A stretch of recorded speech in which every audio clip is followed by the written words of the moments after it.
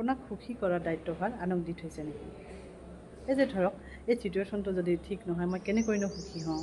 এই মানুহবোৰ যে নুবুজে, এই মানুহবোৰ যদি অকণমান চেঞ্জ নহয়, মই কেনেকৈনো সুখী হওঁ? এইখিনি সময়তে আপোনাৰ মনত এটা কুৱেশ্যন আহিব পাৰে যে নাই নহয়, মইতো নিজকে সুখী কৰোঁ।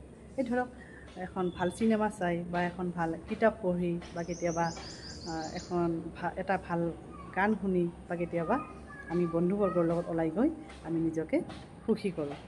কিন্তু মই এইখিনি সুখৰ কথা কোৱা নাই। এইখিনি হৈছে চেঞ্চুৰী প্লিজাৰ্ছ, এইখিনি শ্বৰ্ট টাৰ্মৰ বাবে। কিন্তু আমাৰ যিটো সুখ হয়, যিটো আমাৰ ভিতৰতে থাকে,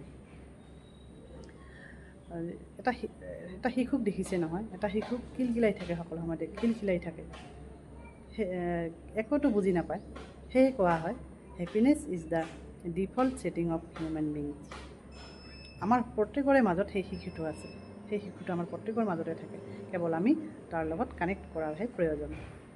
আপোনাৰ সুখৰ ৰিম'ট কণ্ট্ৰলটো বেলেগৰ হাতত আছে নেকি? আজি এটা এক্সাৰচাইজ কৰি চাওক।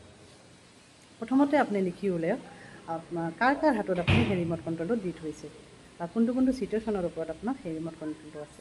তো দ্বিতীয়তে আপুনি লিখক যে কোন মানুহৰ পৰা আৰু কোনটো চিটুৱেশ্যনৰ পৰা আপুনি সেই ৰিম'ট কণ্ট্ৰলটো ৰিটাৰ্ণ আনিব পাৰে।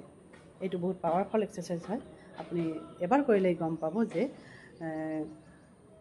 হয়, আমাৰ সেই ইম'শ্যনেল ৰেগুলেশ্যনটো, মানে ভাৱনা নিয়ন্ত্ৰণটো আমাৰ নিজৰ ভিতৰতে আছে। এবাৰ কৰি চাব। থেংক ইউ ছ' মাছ। আজিলৈ আহিছোঁ, বাই বাই।